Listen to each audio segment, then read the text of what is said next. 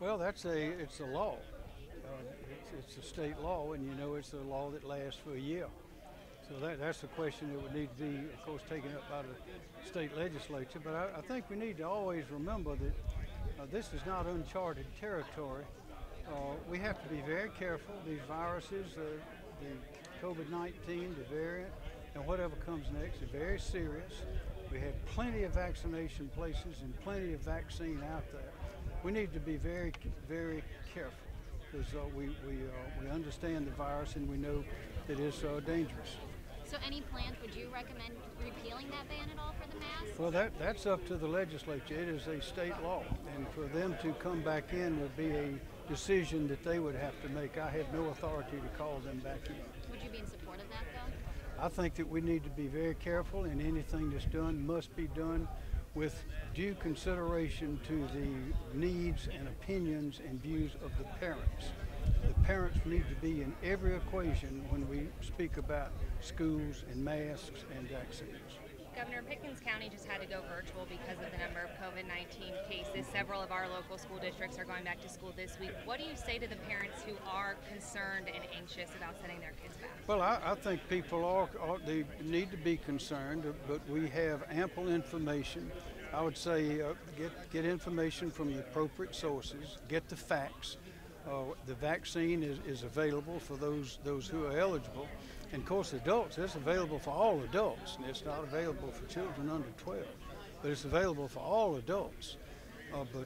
I certainly don't think that we ought to be requiring children to wear masks in order to protect adults that have a choice whether they want to get the vaccine or not, and it is readily available. But whatever we do, we must be cognizant and aware of the opinions and the views of the parents.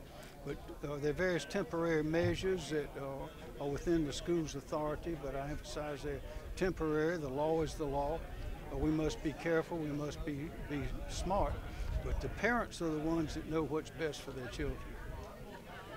What other options are there for these kids? If at some extent there's no masks in the classroom, what can school districts do? If they want to wear a mask in the classroom, they can wear a mask in the classroom. It just is not under the state law.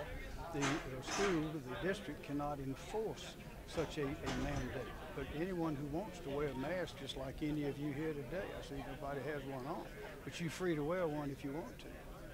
What about right now? We're seeing another peak in COVID cases here in South Carolina. Any plans to issue another state of emergency? No, we're not where we were last year, and the numbers that we're watching those numbers very carefully. There are different numbers for different things, but we're not in the place that we were last year. We have a vaccine now. In fact, we have 3, and we know how to manage. We can't end the virus, it doesn't appear. But we do know how to manage it. But I would urge everybody to be careful. Peggy and I got the vaccine. Our children got the vaccine. I would urge everybody to get that vaccine. Unless you really have some reason for not wanting to do it. There's plenty of it. You can get it most anywhere. It's free. Last question, guys. In that law, that is there a certain number of days where they can do e-learning through public schools? I think it's is that the 5%? I think that's 5%. Of course, there are state laws on the number of days a child must attend. Of course, they have to abide by the law.